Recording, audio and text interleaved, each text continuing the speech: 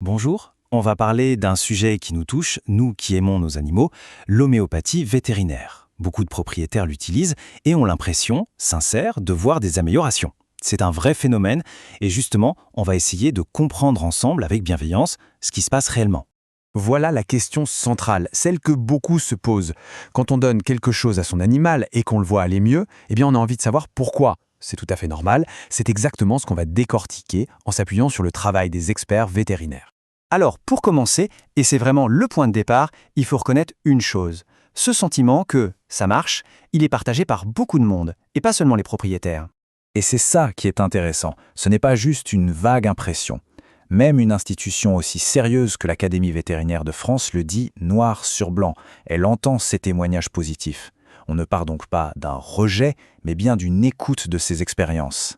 Du coup, face à tous ces retours, l'Ordre national des vétérinaires a fait une demande très officielle à l'Académie. En gros, est-ce que l'homéopathie vétérinaire, ça colle avec ce qu'on attend de la science médicale aujourd'hui?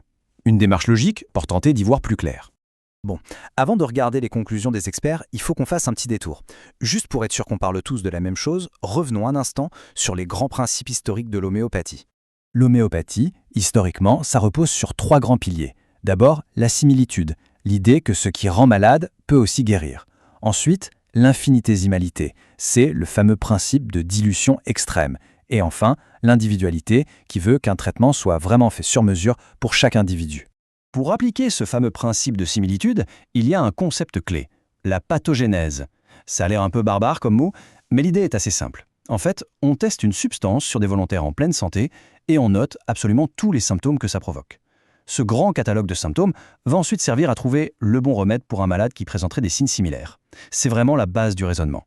Voilà, maintenant que les bases sont posées, on peut revenir à nos experts. Qu'est-ce que l'Académie vétérinaire a conclu après avoir tout passé au crible, toutes les données scientifiques disponibles? Alors, le point central de leur rapport, il est là. Après avoir examiné toutes les études cliniques de qualité, que ce soit pour les humains ou les animaux, la conclusion est sans appel. Pour l'instant, il n'existe pas de preuves suffisantes pour dire que les préparations homéopathiques ont une efficacité qui leur est propre.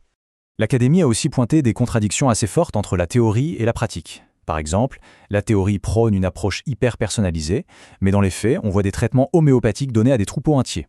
Autre point, les fameuses pathogénésies, qui ont été établies sur des humains, sont souvent appliquées directement aux animaux sans qu'on ait vraiment vérifié si ça avait un sens pour eux. Et tout ça, ça nous ramène pile à notre question du début. Si le produit en lui-même n'a pas d'efficacité prouvée, qu'est-ce qui explique l'amélioration qu'on observe? Eh bien, la science a une explication pour ça, et ça s'appelle l'effet contextuel. C'est la grande question, pas vrai? Si les granules en elles-mêmes ne font rien, pourquoi est-ce qu'on a l'impression, parfois très nette, que l'animal va mieux? Les experts nous disent que la réponse ne se trouve pas dans le produit, mais dans tout ce qui se passe autour. Et voilà le nom qu'on donne à cette explication, l'effet contextuel. C'est un terme un peu technique pour désigner en fait tous les facteurs qui entourent le soin et qui peuvent améliorer l'état d'un patient, que ce soit un animal ou un humain, sans que le produit lui-même n'y soit pour quelque chose.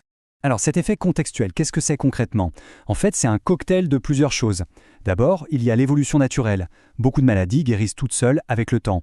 Ensuite, quand on donne un traitement, on est souvent plus attentif à son animal, on chouchoute, et ça l'aide. Il y a aussi le contact avec le vétérinaire qui peut être rassurant. Et puis il y a notre propre regard. On a tellement envie que ça marche qu'on peut interpréter le moindre petit signe comme une amélioration. C'est la somme de tout ça qui peut donner l'impression d'une efficacité. Du coup, avec ces conclusions sur la table, l'Académie a formulé des recommandations très claires. Le but, ce n'est pas d'interdire, mais plutôt de donner un cadre pour que le bien-être de l'animal reste toujours la priorité numéro 1. Toutes ces recommandations, elles vont dans la même direction. L'objectif final, c'est de s'assurer que nos compagnons reçoivent les meilleurs soins possibles. Des soins qui s'appuient sur une information claire, transparente et honnête. Alors concrètement, les experts donnent quelques pistes.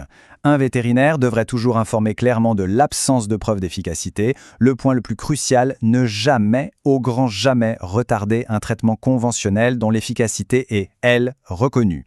Ils insistent aussi pour qu'on parle de préparation homéopathique et non de médicaments et que l'étiquette le précise bien. Et ça, c'est sans doute la phrase la plus importante du rapport. Le vrai risque, identifié par tous les experts, c'est ce qu'ils appellent la perte de chance. C'est le risque, en utilisant une préparation qui n'agit pas, de retarder le bon diagnostic ou le bon traitement, et de laisser la maladie s'aggraver. C'est vraiment le point de vigilance essentiel. Au final, quand on prend un peu de recul, on se rend compte que tout le monde veut la même chose. propriétaires, vétérinaires, scientifiques, notre but commun, c'est le bien-être de nos animaux. L'idée, c'est d'allier la bienveillance, l'attention, l'amour qu'on leur porte, avec une médecine rigoureuse, basée sur ce qui marche vraiment. La vraie question qui se pose, c'est peut-être comment faire pour que tout cet effet contextuel bénéfique soit présent dans chaque soin, quel qu'il soit.